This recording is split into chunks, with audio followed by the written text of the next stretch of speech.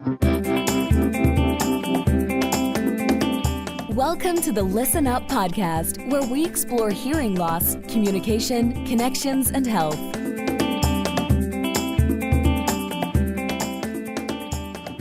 Hi, everybody. This is Dr. Mark Sims here. I'm the host of the Listen Up podcast, where I feature top leaders in healthcare. Past guests include incredible medical leaders, including Dr. Tamara Lieberman and Dr. Mark Strasser. This episode is brought to you by Arizona Hearing Center. I help patients to effectively treat their hearing loss so they can connect better with their family and friends and remain independent. The reason I'm so passionate about helping patients is because I lost my brother Robbie twice. First from his hearing loss from radiation to his brain tumor, then again when he passed away. I only care for ears. I am the ear of ENT who's performed over 10,000 ear surgeries over the past 20 years. I'm the founder of Arizona Hearing Center. I'm also the author of Listen Up. Go to listenuphearing.com to learn more about the book. For my clinical practice, go to www.azhear.com. Please contact us with any questions or comments. Today, I'm really excited to have Dr. Ryan McCreery, who's the Director of Research at Boys Town National Research Hospital, where he's also the Director of Audiology, Audibility, Perception, and Cognition Laboratory, and Director of the Center for Audiology. He certainly wears a lot of hats in those titles. Dr. McCreery completed his PhD in 2011 at University of Nebraska-Lincoln. His lab's current research is focused on various aspects of hearing amplification, language processing, and language development. This is the type of stuff Listen Up's about, folks. Findings from Dr. McCreery's research are directly related to clinical outcomes and have led to optimized clinical protocols for fitting hearing aids in kids with hearing loss. He's co-authored many publications and has numerous research collaborations. He speaks all over the world about these issues, and he's an active member of ASHA. Was recently recognized in 2020 with the prestigious ASHA Fellowship. By the way, I'd like to give a great shout out to Dr. Drew Dundas for connecting me with Dr. McCreery and enable me to have him on Listen Up today. Dr. McCreery, welcome and thanks for coming on the podcast. I'm really great to see you. Thanks, Dr. Sims. I'm really excited to be here. I've really enjoyed listening to the episodes of your podcast, and I think they're very thought-provoking and really relevant to our industry. So I appreciate the opportunity. That's great. So, well, then maybe I'm a little formulaic, but, one of the things I always like to ask my guests is how did you end up here? Like, we all have a story. People had an inspirational moment. And I think that that's really important for people to understand the passion or what the journey was. So tell me how you're sitting in this chair running a big audiology research and organization doing audiology research. One day you weren't that guy. How'd you get there or decide to go to this path? So my career in audiology started out as a clinical audiologist working at Boys Town National Research Hospital. And I saw patients, adults and kids, fit hearing aids, did diagnostic testing, and I really enjoyed that. And one day, my mentor, Dr. Pat Stomakowitz, came to me and said, hey, you ask a lot of really good questions in staff meetings, and I'd really like to get you involved in some of the research that we're doing around hearing aids in the lab, because I think you could probably be a good researcher. And I said, I really like this audiology thing. I like having a paycheck and a job. But she convinced me to go back and start my PhD after I had been out working as an audiologist for about 8 years. And during that process, I became really interested in this idea about why you can have two patients who sort of appear to be identical in terms of their audiometric findings, who give you really different outcomes or have different sort of responses to amplification. And so I focused on my dissertation on some speech recognition related outcomes. And then since that time, I've really tried to focus my own research on that. And so after Dr. Stomakowitz retired, I took over her role as director of audiology. And then a few years ago was promoted to director of research. So it's a great role. And I love it because I can't think of a better time to be in our field. And to be helping people, who are deaf and hard of hearing. So, I tell you two things that strike me there. One was if you were just so fortunate to have a mentor or somebody who kind of encouraged you, which is really great. The other thing, I was talking to somebody today who was talking about how, I didn't know this, but at one point, one of the large hearing aid chains was owned by Bausch & Lomb. And the reason was Bausch & Lomb thought that they could do hearing aids like vision. And, you and I both know how mistaken that was. It's interesting. One of the comments the guy said is, but I think it'll get there. And I said, I don't think it'll ever get there. It's just so profoundly different with the psychosocial overlays that are associated. I mean, people know when they hear well, they don't know when they see well, they don't know when they don't hear well. And it's kind of fascinating because there will not, I don't think, even though people are trying that, drive through hearing aids are really going to get people where they really need to be. But we can explore that some further. So that's great. So now you do research. So, and those are the questions. So what is the focus of your work in terms of your laboratory? So the research that I've been engaged in sort of over the last 10 years has really been focused on separating the contributions of hearing aids as part of our intervention process from the other pieces of intervention that we think about. So if you think about the care that an audiologist provides, it could include counseling, it could include the hearing aid, support, all those types of things. And I'm really interested in sort of looking at the hearing aid and amplification as a sort of filter and treating it almost like medication and looking at things like what is the dosage of your hearing aid and what can we do to sort of increase the potency of wearing a hearing aid? And if that's the case, are there ways that we can modify it to sort of make it more effective? Because I think you and I have both worked with patients who we anticipated based on their degree of hearing loss that they would be a great candidate for a hearing aid. And for whatever reason, we can't figure it out. So I think that,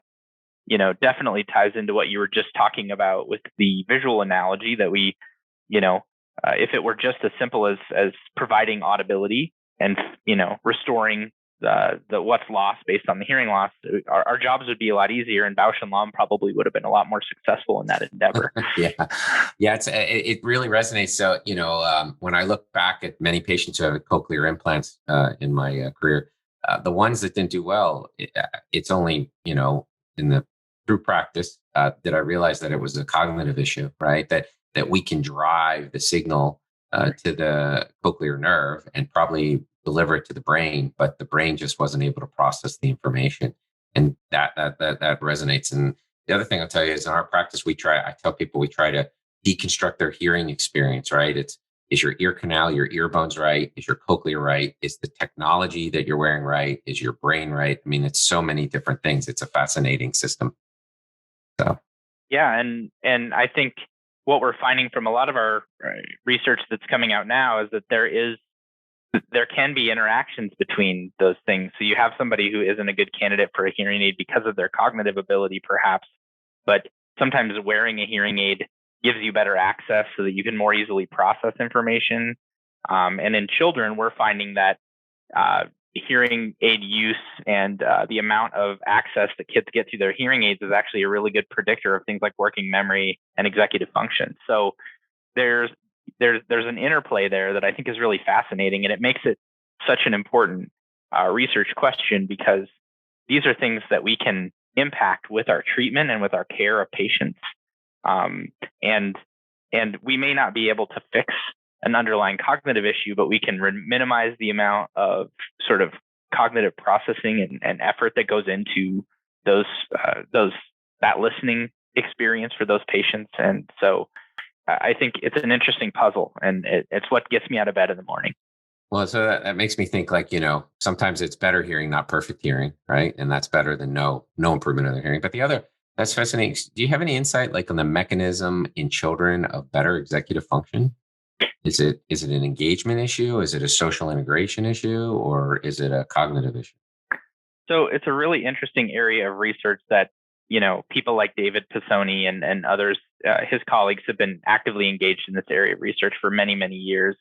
And the current theory that I think has the most weight behind it is this idea that having early auditory experience essentially gives you access to language, but language sort of unlocks your access to these interactions with people and with objects and with your environment that are sort of reciprocal. And so what I mean by that is you have the opportunity to develop things like joint attention with your parents when they're talking to you, and those things sort of scaffold each other. So the early auditory experience is the important part that sort of provides the rocket fuel for that process through language and through interaction that sort of leads to those developments in executive function and sort of executive control. So your ability to sort of control your behavior and reach goals requires you to have this sort of cognitive system that's informed by your language development. And that's sort of the underlying theory, I think, that it's this sort of system where these things are interactive over time. And it's just fascinating to watch it play out in kids after we fit them with hearing aids, because we definitely see that in our patients. My youngest is a teenager now, but it really brings up that when they were younger, that at least when I was reading all the new parenting stuff, I don't know what's out now because my kids are a little older, but the whole IQ versus EQ, the concept of EQ, right? Emotional quotient. So I think that's kind of a model for that type of issue, it sounds like. Yeah, it's so important, to build those communication interactions with children so that they not only have the opportunity to develop the ability to communicate, but also just you think about all the different ways that you function in your environment or self-talk or any of those strategies that we use to sort of manage our emotions or our responses to things are based in language. And so I think it's such an important early building block. And that's why our intervention programs here at Boys Town really focus on that aspect of the process, because we've really bought into that idea. That's great. This is great work. So, as I always say, I'm a otologist aspiring to understand this field a little bit better. One of the things that is always interesting to me is I have certain patients who will say, when I pop my ears, my hearing is amazingly better. And I try to explain to them that it's only a couple of dB improvement, but it does bring in that concept that a little improvement to some patients can be perceived as an incredibly big functional change. And so, any insight into that kind of perception on patients, because that's what you're talking about, is hearing perception and function in terms of your work. Can you help the listeners to better understand that? Yeah, I think that's so fascinating. I've actually experienced that myself, where I have some eustachian tube dysfunction off and on, where I need to pop my ears because of allergies or whatever. And it is such a dramatic change. And from seeing patients that you'll have patients who come in with what they perceive to be pretty significant hearing complaints, and we put them in the booth and their hearing really isn't elevated that much at all. And I think it speaks to the fact that our auditory experience sort of creates this expectation or this template that we have in our brain, and we're pretty sensitive to modifications of that. And I think it's this sort of auditory experience or template that we have that when it changes even a little bit, it can be very disruptive. So I don't know if you've ever had the experience of listening to a spatialized sound under headphones, where they've taken someone else's head-related transfer function and applied it to the sound that you're listening to under the headphones. So normally when you're hearing something in an environment, it gets shaped by your head. Right. And you're really used to listening to the environment through your own head and your own two ears. And so you can have these experiences where you get these odd artifacts when you're listening through someone else's head-related transfer function that sort of remind you how sensitive you are to your very specific experience, but also your very specific acoustics of your head and things like that. And if you manipulate those parameters, it can be very disorienting. And we have an experiment that we do in our anechoic chamber here at Boys Town that you can manipulate those things, and it can be very disorienting if you don't have visual feedback. So I can try on somebody else's head. Yeah, it is. And you wouldn't think, and those are very small and subtle changes. So I think it just speaks to the amazing auditory system that we have, and the level of sensitivity that we have to those changes is really amazing. Do you have a tool to measure people's subjective reporting of these things in your research? Or we have lots and lots of tools, as you know, but I don't know any that are as sensitive as just a person's own subjective, sort of objective self-report of, wow, this sounds really different, or it sounds muffled. And I really do think we need better tools that are more, sensitive than the audiogram to detecting those types of changes, because we can get at acuity really well, but the quality piece is so elusive. And I think that's a really interesting direction for future research. Yeah, I mean, one of the things that I explain to patients is, one of the biggest complaints I see is ear fullness, and it's more often than not hearing loss, right? And so explaining to them that the brain is not getting the information. So it gives you the perception of fullness, but we don't have a word in our vocabulary that is, I'm speech reading and I'm contextually communicating with you, but it's not getting to my ears. So I have a perception of being blocked. It's a fascinating, because we don't have a word for that. Well, and another example that I'm sure you encounter often is just the way that different people perceive tinnitus. Yes. And that is such a great example of something that we don't have a physical way necessarily in most cases to measure. There's some really cool neuroimaging research that's happening, trying to look at what tinnitus looks like in the brain when it happens for people that have significant tinnitus. But I think we're a long way from understanding, why you can have, this perception that's not physically there in the environment, and also why it manifests so differently for different people. Yeah. Well, I certainly think there's a psychological overlay. Certainly, it's first bad. Obviously, sleep deprivation, depression, and anxiety all play a role. But I agree, it's much more complex than me just saying, "Oh, those are the three factors." So, one of the other things that's always interesting is how patients talk about background noise and how that impacts people's ability to hear. Can you talk a little bit about that in terms of that particular phenomenon that people report? Yeah, I think it's really so. There's sort of two groups of people that interest me with regard to that complaint. So the first would be people that have complaints of background noise without any sort of obvious auditory problem, and by that I mean people who have a normal audiogram and otherwise normal auditory findings, but they come in and they are, really struggling in background noise, and maybe more than they've ever struggled in background noise. And I think one of the themes that you keep hitting on in our discussion here is related to that sort of psychological and cognitive component to all of the hearing related issues that we're talking about. And some of our research has really highlighted the importance of things like working memory and executive function to being able to understand speech and background noise.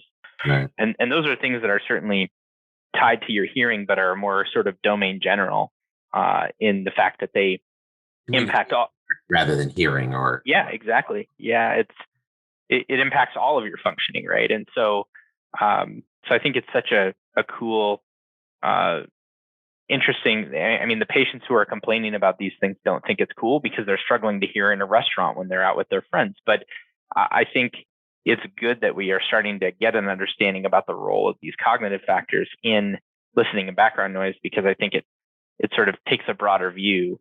The other thing that I'm always surprised about is people that sort of have a minimum or a mild amount of hearing loss who previously didn't have difficulty in background noise, but are now having difficulty in background noise. And the challenge there is you could fit them with a hearing aid that's going to restore audibility to the signal. But when you think about listening in background noise, the hearing aid in many cases is simply just going to amplify a mixture of the speech and noise together. So it's not necessarily going to help with that speech and noise problem. And I think, and in some ways, if you think about increasing the level of the signal, it could make it worse because you're sort of taking a system that has broadened filters compared to the normal case of normal hearing, and you're making it louder, which could make it more difficult for the person to sort of understand. So I think we're starting to investigate why even just very minimal amounts of hearing loss by traditional definitions are having these big impacts on people, because you see these complaints often in the clinic, but right now as audiologists we don't have tools to help those patients, and it can be kind of frustrating to help us. Correct me if I'm wrong, but some of them are accommodation too, though, that people are getting used to the increased signal, and that's one of the issues too. That there is at least in my discussions with patients, some sort of brain filtering that starts to occur. Because, when you haven't heard everything, all of a sudden you hear it, you don't know what is or isn't important. I see that in stapedectomy patients too, where, they get all the sound, they're like, everything's loud. And then over time, their brain figures out what it does and doesn't want to hear. Yeah. And it's been there have been studies with hearing aids looking at this process that we often as audiologists refer to as acclimatization. Mm-hmm. And this idea that you get used to the loudness of the hearing aid. But what's really interesting is they've tried to do experiments where they actually measure loudness for these people, and they can't find that their loudness perception is changing significantly. And so it's one of those things that we observe all the time, where you have a brand new hearing aid user who doesn't, who says it's very loud, and then a month later they've worn their hearing aid and they're used to it. But that it's such a fascinating thing because it's something that we see in the clinic every day, but we can't figure out what the root of it is. Yeah. Are there studies about how long it takes?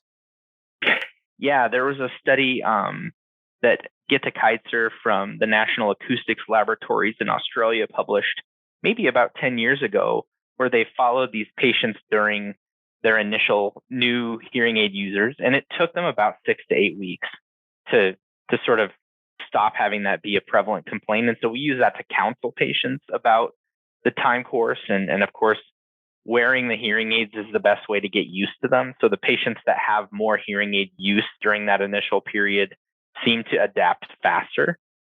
But there are people who we fit with hearing aids who just have a very difficult time getting used to that increased loudness. And we spend a lot of time working with them because we know it's important for them to have that, but we don't want the loudness to be a barrier to them using their devices. Yeah. Yeah. I mean, it's just amazing. And I agree with you. They usually, if you can counsel them and get them through, it's like riding a Bronco, you get to the end and or an unbroken horse. Not that I want to say the patient's being broke, but you got to ride the rough part to get to the smooth part, right? Yeah, absolutely. So, I mean, these are great topics. I mean, one of the things that comes to mind is, oftentimes many state mandated is a 30-day trial period, which I've always said to people is way too short. I think it's 2 months because, I see so many patients who say, well, I tried hearing aids. They were too loud. I returned them. And it's kind of a shame that, and that really undermines just people pursuing technology because that person got to the precipice, right? They went all the way. They got the technology. They pursued it. They overcame all the stigmas that they perceived, and then they didn't get great benefit. And it's kind of a shame, but it's part of the process.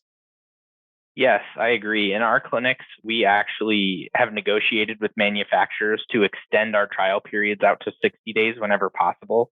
And not all of our manufacturers will allow that, but many of them are willing to do that for the reasons that you mentioned, because we really don't think that 30 days is enough time, even for someone that's wearing their hearing aid quite a lot, to sort of go through that process of adaptation.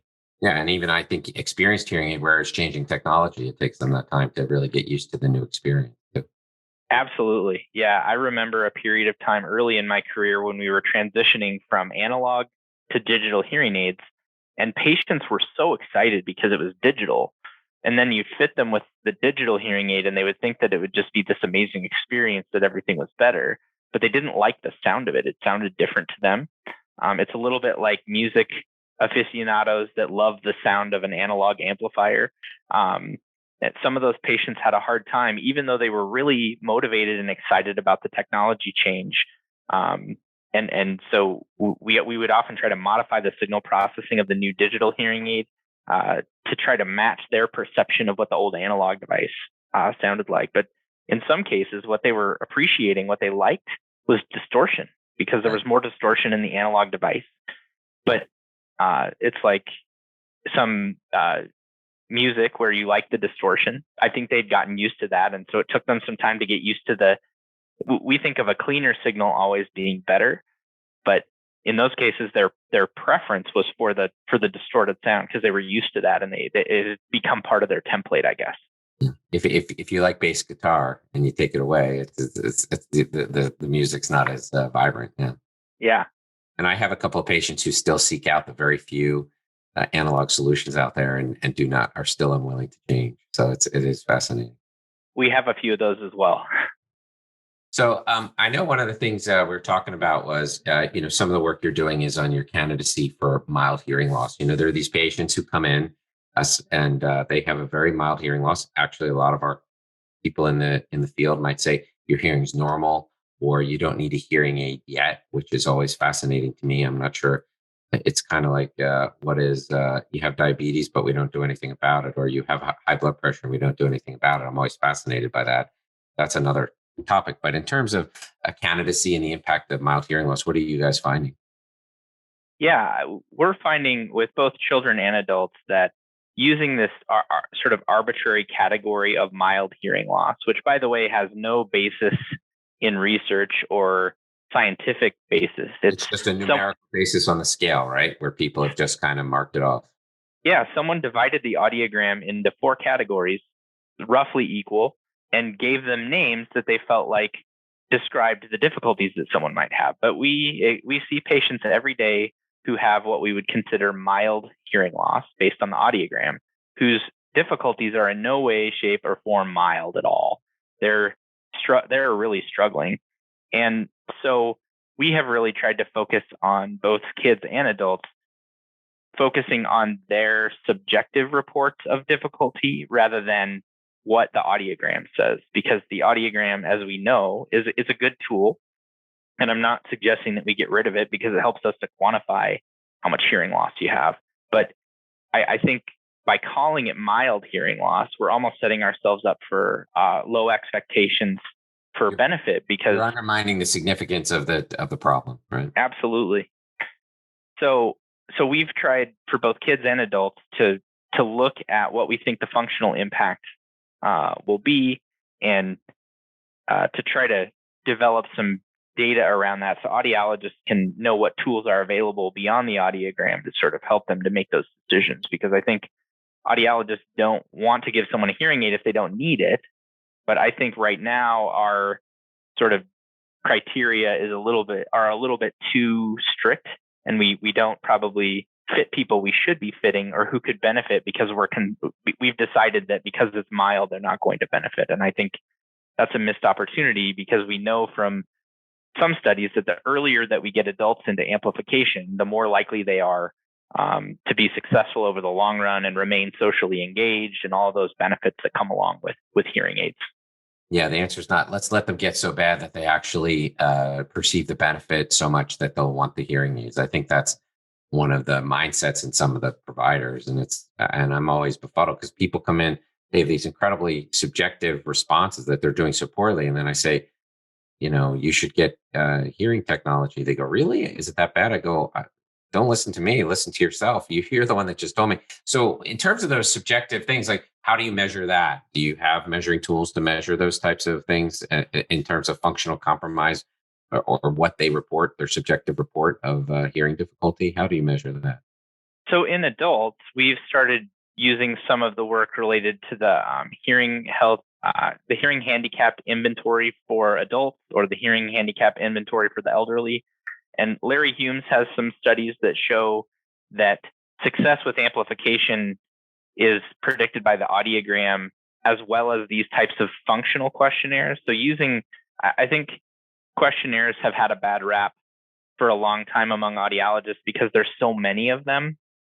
And very long, I will say. That's it. Yeah, absolutely. And so you need something that's efficient and that's relevant to the patient.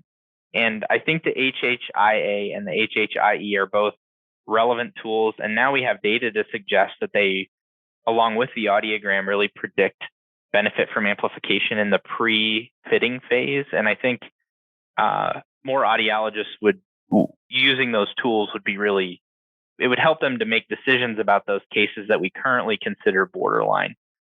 For kids, they can't really tell us their difficulties. And so we've had to do some really interesting work where we look at the speech intelligibility index, which is a way to quantify the impact of the audiogram on access for speech.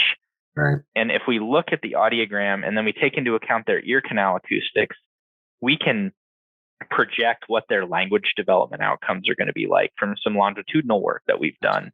Mm-hmm. And we found that children who have a speech intelligibility index less than 80, so they're missing 80% or more of the long-term average speech spectrum in quiet, those kids need amplification, regardless of what the audiogram shows. Because one of the challenges with measuring hearing in kids is we put these earphones in their ears that are calibrated in a coupler that's designed to mimic an adult ear canal. But when you put that same earphone in a baby's ear, the sound level is higher. And so it's giving them an advantage on their hearing test, and it makes it look like their hearing thresholds are actually better. It underestimates their loss. Yeah. And so when we correct for that, we find that some of these mild losses in children are actually much greater than we were predicting. And that's one of the reasons why in the literature over the years, you look at outcomes for kids with mild degrees of hearing loss, and they're kind of all over the place because we've never really taken into account the effect of ear canal acoustics on our test. So I would say those are the two tools that we've been focusing on, both for kids and adults, to try to figure out who are the good hearing aid candidates who are going to benefit, and who are the candidates who, we want them to come back in a year and talk to us again. So I've likely seen those instruments. I would tell you, I can't. What are the types of questions on those instruments? So the HHIE and HHIA ask questions about listening difficulty across a wide range of listening situations that the person's in, their perceived frustration, motivation. Right. So if you got a group of professionals together to ask them, what do you think the relevant constructs are that predict whether someone's going to be successful with a hearing aid, it touches on a lot of those things in the questionnaires. Oh, that's great. So I think it's got a lot of sort of good real world application. And I think the patients, it also can give you as an audiologist a place to start in terms of having conversations about the specific areas where patients are having problems, so that after you fit the hearing aid, you can revisit them and say, did we make this better, or just make your life more complicated? It's a set point to start the conversation, right? Absolutely. Yeah, no, that's really great. One of the things I was thinking about, is fatigue and hearing. Does fatigue, I suspect, impacts your hearing? Does it depend on the time of day, your ability to hear? Are those types of measurements? Are you seeing that type of finding? Yeah, so there's some really interesting research happening right now at Vanderbilt. And Ben Hornsby is the scientist who's sort of leading that charge for both kids and adults. And what they're finding is that what you're describing is absolutely true. So as you go through the day and you get more tired and you've sort of expended your cognitive energy, listening becomes more challenging. And I think we've all had that personal experience where after a really long day, we don't want to do anything that's really challenging from a listening standpoint. Or, I have the experience at the end of the day where sometimes if I exercise and have a chance to just relax, then I'm much more focused and able to sort of attend to what I need to attend to, especially if I'm going to have to go out to dinner at a restaurant or something. So I think absolutely what you're describing, I hear it from patients, I experienced it myself, and it's good that investigators like Dr. Hornsby at Vanderbilt are developing these tools that we can use to sort of assess that, because right now we're missing that. I mean, people can tell us that they're very tired, but we may not be able to pinpoint where their issues are. We also hear a lot of anecdotes from kids who have hearing loss, even after we fit them with hearing aids, that they come home from school and they'll fall asleep at like 6 o'clock at night at the dinner table because they've expended so much energy during the day just trying to listen. And I'm hoping that we can develop interventions that will make that easier for them, because that's a challenging thing. If you're spending all your energy just trying to listen, you're probably missing out on some learning opportunities in those situations. Yeah, I tell people it's like running with 2 15-pound weights around your ankles. You can do it, but it's a lot of work. I suspect Zoom fatigue probably is part of that too, that people are so focused that they're worn out by the end of the day. I've noticed a big difference since we've gone to many more virtual meetings. I would say even now that I'm back in the office, about 80% of my meetings on a daily basis are, via some web online platform. And I feel like it does take more cognitive and listening effort to remain engaged in those meetings. And I've been having more face-to-face meetings recently with staff here. And I'll tell you, I really enjoy that in-person interaction that I did not appreciate before the pandemic. And I do feel like there's a lot more ease of communication and natural back and forth when you're in a room with a person. You need the banter index, right? Like some sort of measure of banter and how that rapid moving around, because everybody in these, we all wait for the person to finish, right? So you're concentrating, but in natural conversation, it kind of goes back and forth a lot easier, right? Yeah, it's funny that you mentioned that. We conducted a study with teenagers last year wearing hearing aids, and we wanted to look at this sort of listening effort question. And so we thought that the teenagers might not like this initially, but they ended up loving it. But have you ever heard of the game Headbands? Yes. Yeah. So we set up an experiment where a parent and a teenager were in our booth together with speakers surrounding them. and we would play sort of background noise spatialized around them, and we would have them sort of rate their difficulty in playing Headbands with each other, which, as you know, is a game that requires the two people to go back and forth verbally quite a lot. Right. And it was interesting because not only was were people able to sort of solve the mystery word from Headbands faster when there wasn't background noise, but their ease of listening was much higher when it was quieter. And so we're thinking about ways to sort of extend that. It was just sort of a test to see, would this wacky idea of playing a game in our lab, be a good way to look at this? And the feedback that we got from our participants was that not only was it a lot of fun, but that they definitely noticed that it was sensitive to those differences that we might not have picked up on in like a traditional sit in front of the speaker and just repeat words that you hear, which is what we use in audiology.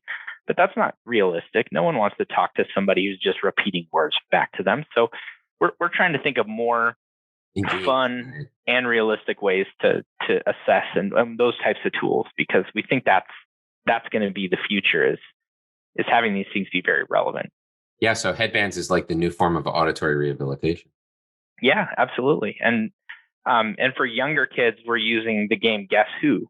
So because it requires a lot of verbal back and forth between the two. So if anyone else has other ideas for games like that, we would love to. We love games in our lab. That's a fun thing we like to do. The audiometry, right? I mean, that's that's the whole concept, right? Yeah. That's really great. I mean, those are, and I love the creativity that people are thinking kind of outside the box in terms of those types of things. And, I guess you see people that probably have sharper cognition with the ability to do these types of things as well, I assume. Yeah, as part of all of our experiments in the lab, we measure working memory, both visual, spatial, and verbal, because we know that verbal working memory tasks where you have to listen and repeat something back, those get affected by having hearing loss. But what's interesting about visual spatial tasks is they don't require any of that. It's a mostly visual task. And so it gives you a way to look at that. And we do see that verbal and visual spatial memory both matter in terms of being able to do those sort of complex listening tasks. So it's a key part of all of the testing that we do in the lab. And we also measure some areas of executive function around selective attention and also cognitive flexibility. So your ability to sort of switch rules in the middle of a task. So very, very interesting stuff. And when I started out in audiology, I didn't know that I was going to be also doing these things related to, cognition and executive function, but it's become so important. And I think increasingly it will be relevant in our clinical practice as well. Yeah. One of the things that's been fascinating, that with taking care of kids, that, if a child has speech language delay, one of the first things they do is they check their hearing, right? And it's fascinating to me in the medical world, if somebody has a cognitive issue, they don't check their hearing. And it's kind of an interesting thing because it seems to me it's all the same in terms of you're not going to have normal cognition. And so you would almost think that every cognitive workup should have a hearing test as the initial assessment, just like every speech language delay has the hearing test. Yeah, we have a pretty diverse research program that includes a number of different areas outside of hearing, and our colleagues in neurosciences and cognitive psychology, I've sort of made a living collaborating with those individuals because they start to recognize the importance of hearing for the work that they're doing in cognition, but they don't know how to measure it. And so I'm on a number of publications that are related to those fields simply because I was the person who was around who said, hey, we should measure the hearing before you do that auditory task that you're doing to measure their cognition because it may make a difference. And I think you've seen adaptations to tools like the Montreal Cognitive Assessment, which is widely used as a screening tool for cognitive decline, that there's now a version of that is adapted for people with hearing loss. And so I hope we continue to see those collaborations because not only are they fun and cool, but I think they will help people and improve science on both sides and then clinical care, hopefully, as a result. Yeah, we use the hearing impaired Mocha for patients if we think there's a cognitive issue, especially in the pre-CI cochlear implant process. We're looking for it. But yeah, it is interesting. I mean, even normal cognitive testing, if they can't understand you, it's no wonder they get it wrong. Well, and I'm sure you've had adult patients that you work with where there was some question or concern about their cognitive ability, and then you get them a hearing aid or a cochlear implant, and it doesn't solve the problem, but their level of functioning is definitely improved. And sometimes it's dramatic. And those are the cases that just make you feel, on one hand, really positive because you helped someone. But on the other hand, you worry about people who haven't accessed hearing care, who could be helped in those ways, but maybe someone's writing off their problem as, oh, they're just getting old, or, they're not following the conversation. Well, I agree with you. We need to make sure that a hearing test is a standard part of every cognitive evaluation, because it's not always going to be the case, but it's certainly not going to make things easier if you have a hearing loss and a cognitive problem on top of it. Yeah, I worry about obviously untreated hearing loss and then undertreated hearing loss. Those are my two big clinical concerns, and they each have their own impact. And actually, to me, undertreated hearing loss is very invisible, right? Because everybody thinks it's actually being treated well. So it's a big problem. Yeah, and we know from seeing patients who are fitted at other clinics, if you look at our pediatric population, about half of them are not optimally fitted to optimize audibility. And for our adult patients, sometimes it's even greater problem, because people think, well, they're an adult, they can tell me how it sounds, that's going to help us to optimize it. But we really have to do objective verification measures to make sure that we're actually providing them enough audibility. Because if you allow a new hearing aid user to adjust their own hearing aid, many times they're going to adjust it to the point where it's not providing gain at all. They do it for comfort, not for reason. Yeah, absolutely. It's like, oh, I won't take this blood pressure pill because I don't like the side effects, and I'll just suffer the effects of the high blood pressure, right? And it's that concept. That's a great analogy. So I know somebody who had bad high blood pressure, and it actually led to kidney failure. And I asked him, like, well, why didn't you treat it? He said, well, I felt fine. Right. And that's what these people say. Well, I thought I heard well. Well, we have to measure it. Just like, if I gave you blood pressure medicine and now your blood pressure is 160/90, say it's treated, it's just not well treated, right? And there's the big difference, right? So, well, this has been great stuff. One of the other questions I like to ask people is like, who do you thank? Like, the people along the way, who are the people that you thank for getting you where you are today? Well, I have a pretty long list, so I'll try to keep it short, because I really feel like I'm one of the luckiest people in the world, but I've been supported through my entire life by a lot of people. So my parents are just two of the most amazing people you'll ever meet, and they never, ever tried to sort of dissuade me from pursuing science or scientific interest. They fostered that in me as a child, and I feel like that carried me through my entire career, audiology, science. And then, of course, my mentor, Pat Stomakowicz, she really recognized, I don't know that I ever would have gone into a career in research had it not been for Pat's encouragement. And I think just all of my friends and family have been incredibly supportive of my pursuit of this and my career. And my wife has sacrificed a tremendous amount in terms of her career to support me getting a PhD. And, so I always reflect on all of the people who contributed to, helping me to get where I am and continue to do so. It's an ongoing process. And I think it's just good to think about how many people it took to get to this point, because it's certainly not a one-man show. Yeah. It takes a village, is the saying. Yes. So, this has been great. I really appreciate it. Let's say somebody wants to get a hold of you, or they want to suggest a game to you that they think is a great game. How do people get a hold of you? Well, I have a website on the Boys Town National Research Hospital website for the Audibility, Perception, and Cognition Lab. I'm active on Twitter. My Twitter handle is Ryan W. McCreery. And that's a great way to get a hold of me, especially if you want to engage in lengthy discussions about auditory science or anything really. I'm an extrovert, so pretty interactive as much as people will contact me. So those are probably the best ways to get a hold of me. No, this has been great. I appreciate you coming on. Fascinating topics, more to explore. Dr. McCreery, thanks so much. I really appreciate you coming on the podcast. And I thank you for this great opportunity. Great. And thank you, everybody. Thanks for tuning in to the Listen Up podcast. We'll see you again next time, and be sure to click subscribe to get updates on future episodes.